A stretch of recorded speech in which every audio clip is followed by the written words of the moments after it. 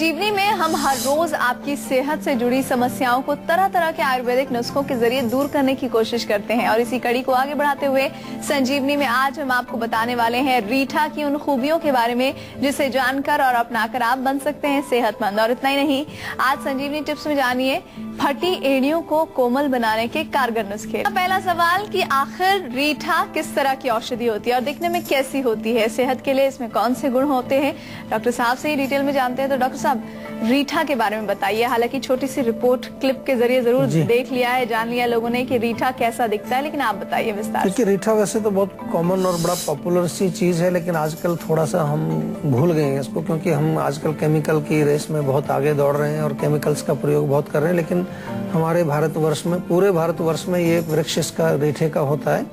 30-40 feet ऊंचा वृक्ष होता है। फल उसमें लगते हैं गोल गोल गोल, जैसे सुपारी टाइप का, सुपारी साइज, या कई बार आपने देखा हो छोटे आंवले सूखे हों उस तरह का। तो इस तरह का काले या भूरे रंग का उसका फल होता है, गोल फल, जिसको के अगर उसको थोड़ा पानी में डाल करके उसको मथा जाए तो उसमें झाग निकलता है, इसलिए इसको सोप नट भी बोलते हैं। साबुन का काम ये करता है और इसीलिए बालों के लिए बहुत अच्छा है रीठा। बालों को धोने के लिए बहुत अच्छा है। पुराने समय में रीठा, शिकाकाई इत्यादि ऐसी चीजों से बालों को धोया जाता था जब शैम्पू वगैरह नहीं मिलते थे, और बहुत नेचुरल प्रोसेस है। आज भी आप उसका प्रयोग कर सकते हैं। अगर आपको केमिकल से बचाव करना है तो आप आज भी जो है उसका प्रयोग कर सकते हैं। इसके अतिरिक्त रीठे में और भी बहुत सारे गुण हैं। बालों के लिए तो आपने सुना होगा, अक्सर उसका प्रयोग किया जाता है, लेकिन और भी बहुत सारे औषधीय गुण इसके अंदर हैं। ये वामक भी कहलाया जाता है, यानी उल्टी इससे होती है। अगर कभी कभार आपको बहुत ज्यादा बलगम आपकी छाती में है, गले में है, और आपको उल्टी करने के लिए कुछ औषधि चाहिए, तो रीठे का पाउडर अगर आप करीब लगभग 5 ग्राम के करीब, 1 चम्मच के करीब खाएंगे तो उससे आपको वॉमिटिंग भी हो जाएगी, उल्टी उससे हो जाएगी। आपको विष को नष्ट करने वाला है। किसी भी प्रकार का विष, जहर यानी कि पॉइजन हमारी बॉडी में चला जाए, चाहे वो किसी औषधि के द्वारा चला गया या किसी जो है खाने वाली चीज के द्वारा आपके शरीर में विष अगर चला गया, कुछ विषैले तत्व, उनको साफ करने के लिए बहुत अच्छा काम करता है रीठा। इसका सेवन किया जाता है। इसके अतिरिक्त गर्भाशय शुद्धि के लिए बहुत अच्छा है। महिलाओं के गर्भाशय में कई प्रकार की बीमारियां होती हैं, तो इसका सेवन करने से गर्भाशय शुद्धि भी होती है। त्रिदोष शामक इसको कहा गया है, तीनों दोषों का शमन करता है। हालांकि थोड़ा सा उष्ण होता है, हल्का सा गर्म होता है, अपनी तासीर इसकी गर्म मानी गई है। और इसके अतिरिक्त रीठा जो है, जो मस्तिष्क के रोग होते हैं, कई बार आपको दौरा पड़ गया है या मिर्गी है, सिर में दर्द है, उसके लिए इसके काढ़े बना करके या इसका रस निकाल के नाक में डालने से भी बहुत लाभ मिलता है। और थोड़ी सी मात्रा में अगर आप लें, ज्यादा मात्रा नहीं, मतलब आधा चम्मच या उससे थोड़ा सा कम इसका अगर चूर्ण आप सेवन करें तो भूख लगाने का काम भी करता है। थोड़ा सा उष्ण है, कटु तिक्त कषाय जो हम आयुर्वेद में बोलते हैं, तो उससे थोड़ा अग्नि हमारी प्रदीप्त होती है, तो इसको हम दीपन भी बोलते हैं, यानी कि हमारी अग्नि को प्रदीप्त भी करता है अगर थोड़ी मात्रा में उसका सेवन हम करें। तो बहुत सारे गुण हैं। बालों के साथ साथ और भी कई चीजों में इसका प्रयोग किया जाता है, इसको आप प्रयोग कर सकते हैं। और इसी के साथ अहमदाबाद से एक दर्शक है, वीना उनका नाम है, प्रश्न कीजिए। जी, इसमें बाल बहुत झड़ते हैं, ग्रोथ भी रुक गई है, ऐसा क्या कारण है जो ऐसा हो रहा है? देखिए, उसका कारण ये होता है कि बाल आपके हैं, उनको पोषण चाहिए, और पोषण अगर नहीं मिलेगा प्रॉपर उनको, तो वो ग्रोथ भी कम होगी, बाल गिरने भी लगेंगे आपके। और पोषण के लिए जो मुख्य 2 ही चीज हैं उसमें, एक तो आंतरिक पोषण यानी कि इंटरनल कुछ खाने वाली चीजें, दूसरा लोकल एप्लीकेशन। अब दोनों में ही हम लोग कमी करते हैं। अंदर भी जो है पोषण आजकल बहुत कम खाते हैं, जंक फूड बहुत ज्यादा खाते हैं, फास्ट फूड बहुत ज्यादा खाते हैं, ऐसी चीजों का प्रयोग बहुत करते हैं जो केवल स्वाद में अच्छी हैं, उनमें पोषण ज्यादा नहीं होता। और इसी प्रकार से लोकल लेवल पर सिर में भी हम किसी प्रकार का तेल नहीं लगाते, बल्कि उसके बजाय बहुत सारे केमिकल्स का प्रयोग करते हैं जो पोषण को और नष्ट कर देता है। तो इसलिए करना क्या है आपको, आंवला आप सेवन करिए रोज, 1 चम्मच आंवला बहुत बढ़िया है। चाहे तो उसमें थोड़ा भृंगराज का चूर्ण अगर मिल जाए आपको, तो भृंगराज का चूर्ण दोनों मिलाकर के बराबर मात्रा में उसका सेवन कर सकते हैं। साथ में सिर में तेल जरूर लगाना चाहिए, कोई भी तेल लगाइए, नारियल का तेल, तिल का तेल, सरसों का तेल, या आयुर्वेदिक तेल हमारे यहाँ मिलते हैं, बहुत बढ़िया है, जिसको हमने औषधि युक्त बनाया है, उनका आप प्रयोग कर सकते हैं। तेल लगाना बालों के लिए बहुत अच्छा है। जैसे घास में अगर पानी नहीं देंगे आप तो घास सूख जाएगी, इसी प्रकार से बालों में अगर हम तेल नहीं लगाएंगे तो बाल आपके सूख जाएंगे और वो मर जाएंगे, नष्ट हो जाएंगे और ग्रोथ उनकी नहीं होगी। दीपा है दिल्ली से एक दर्शक, बताइए क्या समस्या है आपकी? मेरी समस्या है कि जैसे बरसात का मौसम आता है तो मेरी पूरे शरीर में चकते चकते से पड़ जाते हैं। अच्छा। तरीके से, और ये लगातार मुझे 5 से 6 साल इसमें हो गए हैं और मैं एलोपैथिक इलाज ही करा रही हूँ। तो आयुर्वेदिक इलाज से क्या ये ठीक हो सकता है हमेशा के लिए? ये जो आपने बोला कि चकत्ते हो जाते हैं तो पित्त का प्रकोप, इसको मुख्य रूप से हम मानेंगे आयुर्वेद की दृष्टि से, क्योंकि जब पित्त ज्यादा होता है तो वो स्किन डिजीज को पैदा करता है।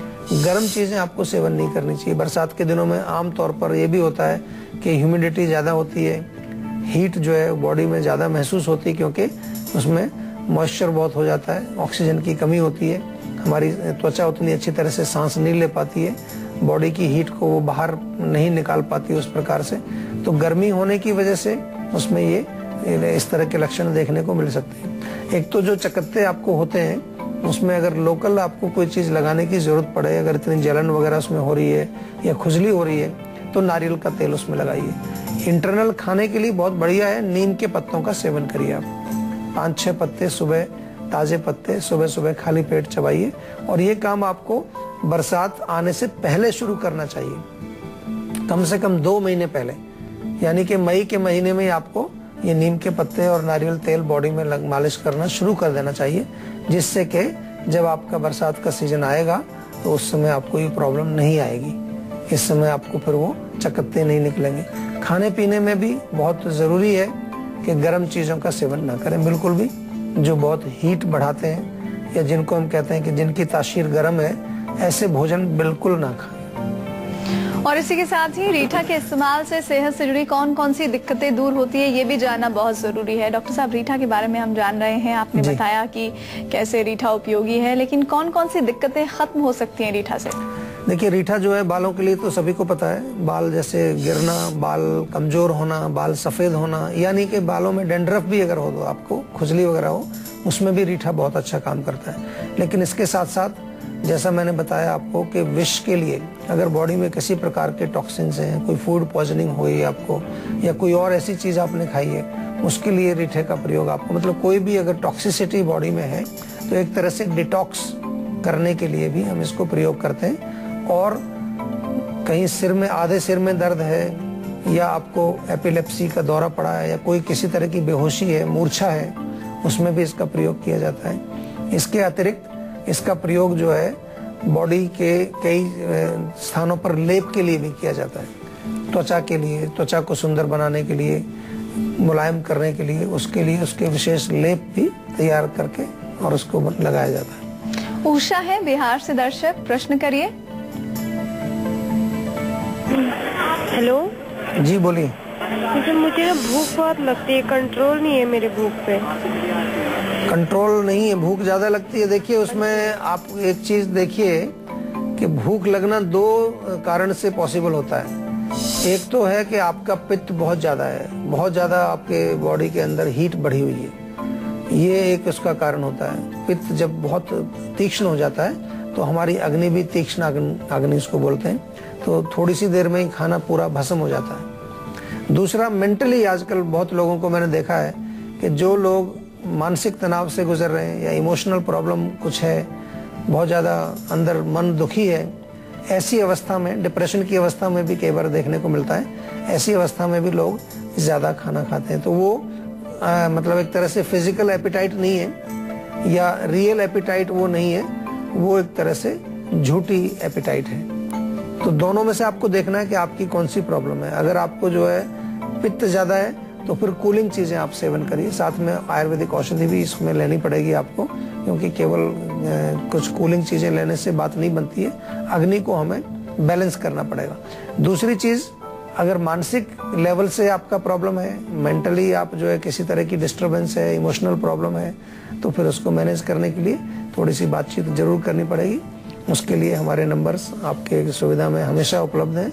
हमारे डॉक्टर्स से बात करिए, काउंसलिंग करिए, अपने रोग को समझिए, अच्छी तरह से उसकी जड़ तक पहुंचिए। रूट कॉज को समझना बहुत जरूरी है। बार बार हम आपको ये सलाह देते हैं, ये सुझाव देते हैं कि जो भी रोग हो, छोटा सा अगर जुकाम भी है आपको, सिर दर्द भी है, तो क्यों हुआ वो आपको, कहीं आपने खाने पीने में गड़बड़ की, किस दोष के कारण हुआ, ये भी समझने की कोशिश करिए। वात पित्त कफ कौन सा दोष प्रकोपित है, और फिर उसका उपचार आप करेंगे तो आपका रोग बिल्कुल परमानेंटली ठीक हो जाएगा।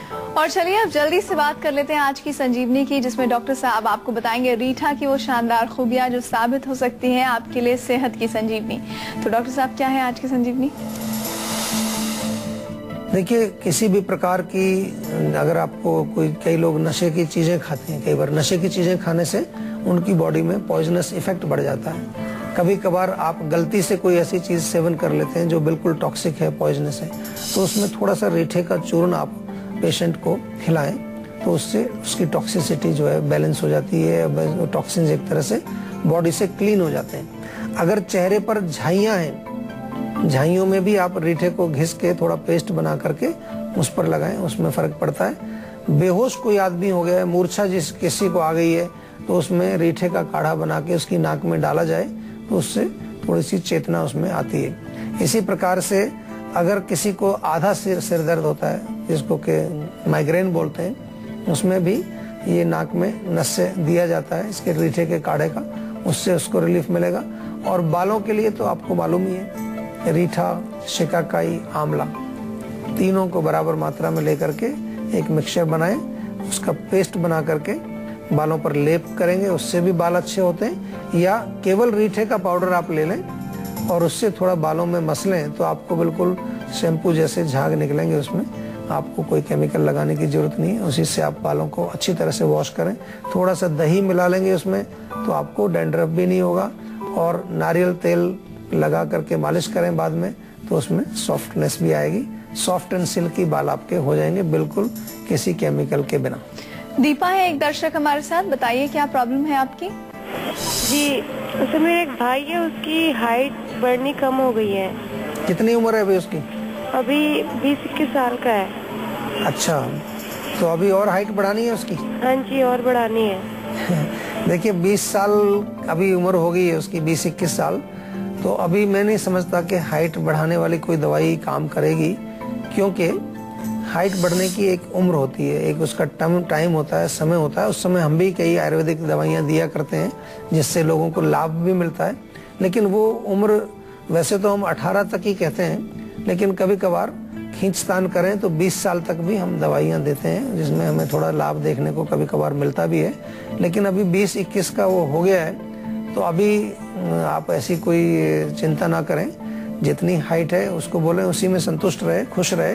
जो भी उसको मिला है जेनेटिक अपने पेरेंट्स से या जीन्स के द्वारा, तो वो उसको बदल नहीं सकते, अभी उसी में उसको संतुष्ट रहना चाहिए। किसी प्रकार का मानसिक तनाव, कोई डिप्रेशन वगैरह हाइट को लेकर कम से कम नहीं होना चाहिए, क्योंकि हाइट कोई ऐसी अहम चीज नहीं है कि बिना हाइट के आप कुछ नहीं कर सकते। बहुत सारे विश्व में ऐसे लोग हैं जिनकी हाइट बहुत कम रही, लेकिन उन्होंने बड़े बड़े काम किए हर क्षेत्र में, इवन स्पोर्ट्स के क्षेत्र में भी हैं लोग ऐसे, आप सब जानते भी हैं। तो ऐसा नहीं है कि आपको थोड़ा निराश होना चाहिए अभी, बस थोड़ा सा, लेकिन फिर भी एक्सरसाइज थोड़ी जरूर करें, थोड़ा ताड़ासन वगैरह करें, रस्सी कूदें, कुछ गेम्स खेलें, शायद उससे कुछ थोड़ा फर्क पड़ जाए। और आज हम रीठा की बात कर रहे हैं, ऐसे में जानना जरूरी हो जाता है कि रीठा के सेवन से जुड़ी कोई सावधानी या परहेज तो नहीं है, मतलब किसी बीमारी से परेशान शख्स को रीठा का सेवन नहीं करना चाहिए, तो डॉक्टर साहब ये भी हमारे दर्शकों को जरूर बताएं।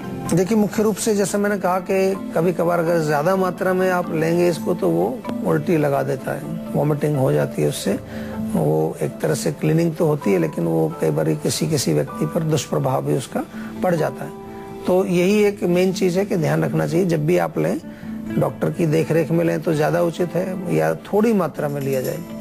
थोड़ी मात्रा यानी कि 50 मिलीग्राम, 500 मिलीग्राम के करीब, यानी कि आधा ग्राम के करीब उसकी शुरू में मात्रा आप लें, तो उससे आपको कोई नुकसान नहीं है। संजीवनी टिप्स की, जिसमें डॉक्टर साहब आपको बताएंगे फटी एड़ियों को कोमल बनाने के कारगर नुस्खे। तो डॉक्टर साहब क्या है आज की संजीवनी टिप्स? देखिए, नुस्खे बहुत अच्छे हैं, कारगर हैं, और बहुत सारे लोग इस चीज से परेशान रहते हैं, थोड़ा सा मैं आपको कई सिंपल नुस्खे बताना चाहूँगा जो आप प्रयोग भी कर सकते हैं। सबसे पहले आपको जो लेना है उसमें मोम आमतौर पर मिल जाता है। मोम और सरसों का तेल मिला के उसको हल्का सा गर्म करिए और गर्म करके ठंडा होने दीजिए उसको। पैर अच्छी तरह से धो के एड़ी साफ करके तौली से पूंछ के उसका लेप कर लीजिए। रात को करेंगे अच्छा रहेगा, थोड़ा सा लगा के आप सो जाइए। बिस्तर गंदा ना हो इसलिए कोई पतली सी कॉटन की आप जुराब सॉक्स वगैरह पहन लीजिए। नंबर 1 बहुत बढ़िया फार्मूला है, इसका प्रयोग करिए। दूसरा, केला पका हुआ आपको मिलता है, वो भी आप उसका लेप बना करके उसको थोड़ा सा मैश करके और वो अपनी एड़ियों पर लगाएं, धो करके। हमेशा जब भी कोई चीज़ लगाएं पहले एड़ियों को धो लें अच्छी तरह से। तो वो कम से कम आधा घंटा आप लगा रहने दीजिए, तो उससे भी जो है पोषण उसके अंदर जाएगा। तीसरी चीज़, शहद का प्रयोग भी आप कर सकते हैं। शहद में भी बहुत न्यूट्रिएंट्स हैं और वो अपनी एड़ियों में आप लगाएंगे, लेप लगाएंगे, उससे आपको बहुत फर्क पड़ेगा। या गुलाब जल, ग्लिसरीन और एलोवेरा तीनों को बराबर बराबर मात्रा में मिला करके एक मिक्सचर बना लीजिए। वो आप एड़ियों में नियमित रूप से लगाएंगे, उससे भी आपकी फटी एड़ियाँ ठीक हो जाएंगी। और नींबू से भी फर्क पड़ता है। नींबू आप काट लें और उसको रगड़ें थोड़ा एड़ी के ऊपर, तो सॉफ्टनेस भी आएगी, मुलायम भी होंगी और जो वहाँ पर हार्डनेस है वो चली जाएगी।